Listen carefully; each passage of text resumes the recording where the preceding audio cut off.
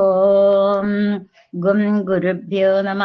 ഓം gum ഗണപതയേ നമ. ഓം some സരസ്വത്യേ നമ. ഓംകാരപ്പൊരുളാം ജഗജ്ജനനി നിൻപാദം സ്മരിച്ചന്നഹം ശങ്കാഹീനം ഉരച്ചിടാം സവിനയം സത്യം പരം ധീമഹേ. കൂജന്തം രാമ രാമേതി മധുരം മധുരാക്ഷരം ആരുഹ്യ കവിതാശാഖാം വന്ദേ വാൽമീകി കോകിലം. രാമായ രാമഭദ്രായ രാമചന്ദ്രായ വേധസേ രഘുനാഥായ നാഥായ സീതായ പദയേ നമഃ. സംസാരസാഗരേ മഗ്നം ദീനം മാം കരുണാനിധേ കർമ്മഗ്രാഹഗൃഹീതംഗം മാം ഉദ്ധര മഹാർണവാത്. ഓം സപ്തചത്വാരിംശ സർഗ രാമശാസനകഥനം.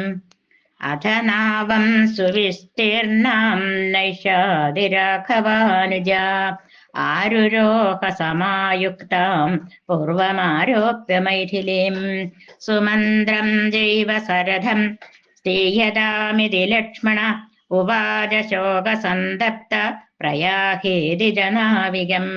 തതസ്തീരമുപാഗമ്യ ഭാഗീരഥ്യാഃ സ ലക്ഷ്മണ ഉവാച മൈഥിലീം വാക്യം പ്രാഞ്ജലിർബാഷ്പസംപ്ലുതാ. ഹൃദ്ഗതം മേ മഹശ്ചല്യം യസ്മാദാര്യേണ ധീമതാ അസ്മിൻ നിമിത്തേ വൈദേഹി ലോകസ്യ വചനീകൃതാ. ശ്രേയോ ഹി മരണം മേദ്യ മൃത്യുർവാ യത്പരം ഭവേത് ന ചാസ്മിന്നീദൃശേ കാര്യേ നിയോജ്യോ ലോകനിന്ദിതേ. പ്രസീദ ജനമേ പാപം കർത്തുമർക്കസി ശോഭനേ ഇത്യഞ്ജലികൃതോ ഭൂമൗ നിപപാത സ ലക്ഷ്മണ.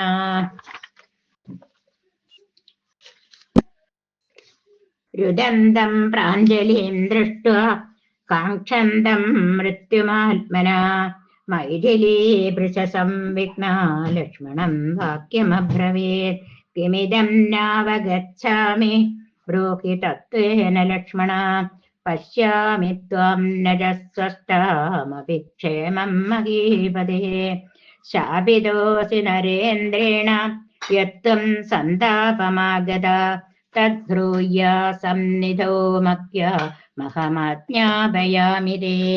വൈദേഹ്യ ചോദ്യമാനസ്തു ലക്ഷ്മണോ ദീനചേതന അവാങ്മുഖോ ബാഷ്പകലം വാക്യമേതദുവാചഃ. ശ്രുത്വാ പരിഷദോ മധ്യേ ഹ്യപവാദം സുദാരുണം പുരേ ജനപദേ ചൈവ ത്വത്കൃതേ ജനകാത്മജേ. രാമഃ സന്തപ്തഹൃദയോ മാം നിവേദ്യ ഗൃഹം ഗതാ ന താനി വചനീയാനി മയാ ദേവി തവാഗ്രതാ. യാനി രാജ്ഞാ ഹൃദിന്യസ്താന്യമർഷാത് പൃഷ്ടതകൃതാ സാ ത്വം ത്യക്ത്വാ നൃപതിനാ നിർദോഷാ മമ സന്നിധോ.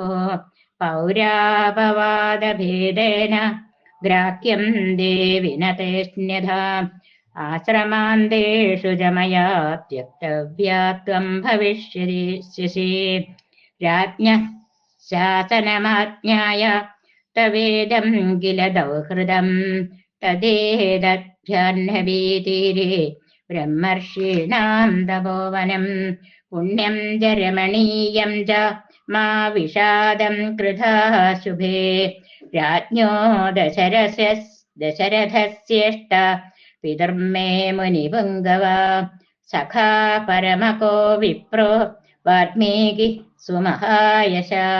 പാദച്ഛായാമുപാഗമ്യ സുഖമസ്യ മഹാത്മന ഉപവാസപരൈകാഗ്ര വസക്തം ജനകാത്മജേ. പതിവ്രതാത്വമാസ്തായ രാമം കൃത്വാ സദാ ഹൃദേ. ശ്രേയസ്തേ പരമം ദേവി തഥാ കൃത്വാ ഭവിഷ്യതി.